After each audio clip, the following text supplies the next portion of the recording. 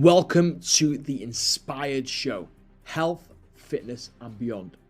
The show that helps you get healthier, fitter, stronger, and most importantly, the best version of yourself.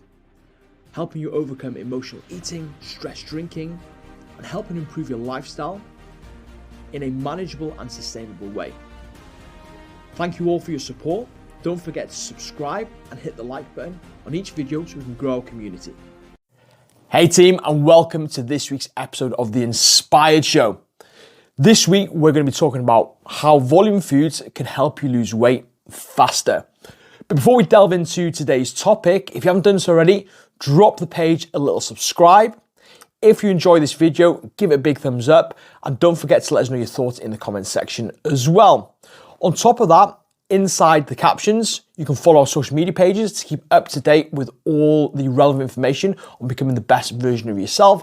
And there's also a free download for you as well to get you started on your journey, helping you set clear goals, improving your nutrition, getting you moving more, and looking at the common pitfalls that hold people back from achieving their goals.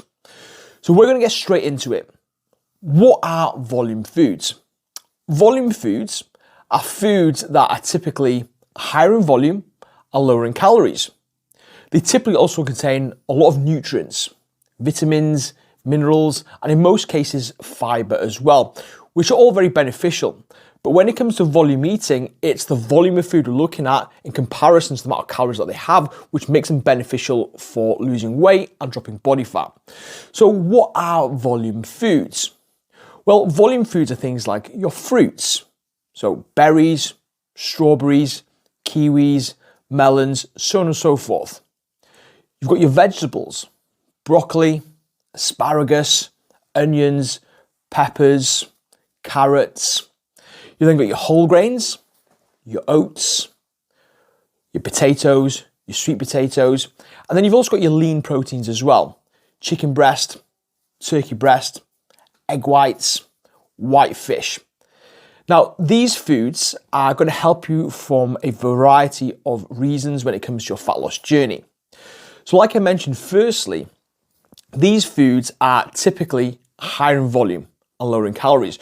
So when you have more voluminous foods, they're going to make you more satisfied, which is going to make it easier for you to stay in your calorie deficit. And that's one of the most important things when it comes to losing weight. We've got to create that calorie deficit, and we want to make it as sustainable as possible.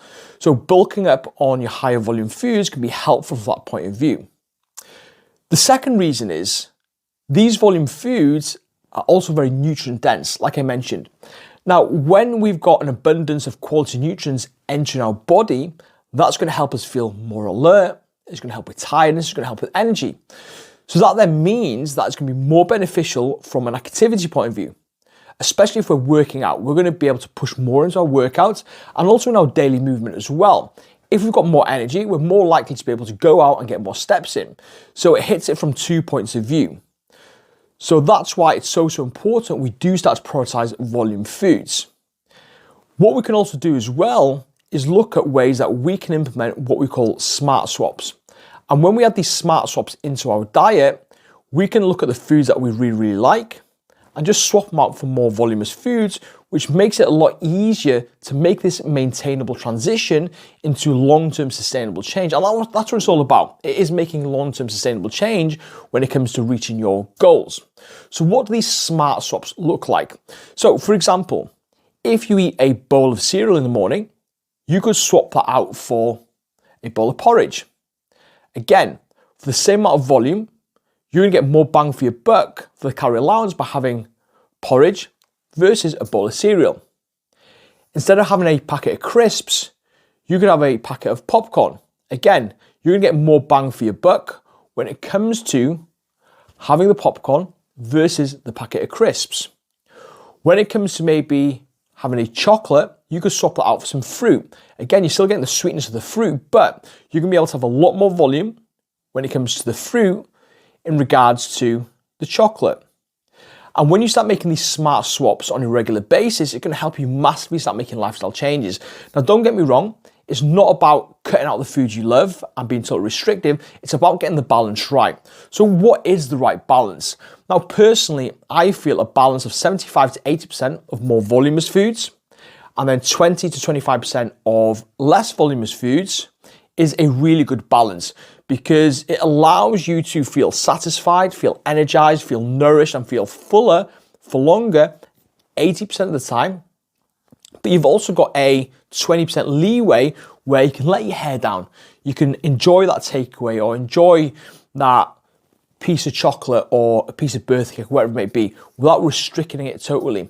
Because when it comes to your journey, it is about getting the balance right, about finding the foods that satisfy you, keep hunger at bay, but also having that enjoyment and not totally restricting things from our nutrition as well.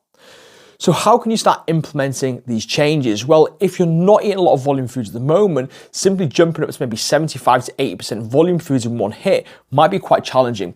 So ask yourself realistically, where am I at the moment if I was to look at my diet overall in terms of the amount of volume foods I'm consuming?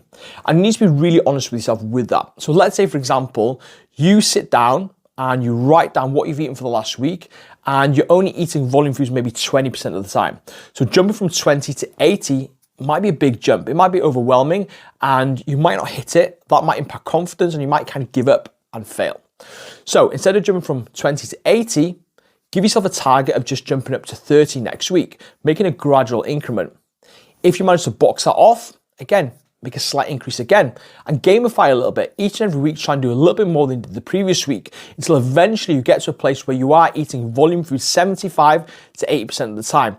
And if you get consistency in that, it will help you massively on your journey, not only to lose weight, but most importantly, keep it off as well. And that's what it's all about. So hopefully you found today's video helpful. If you did, again, give it a big thumbs up. Let me know your thoughts in the comment section.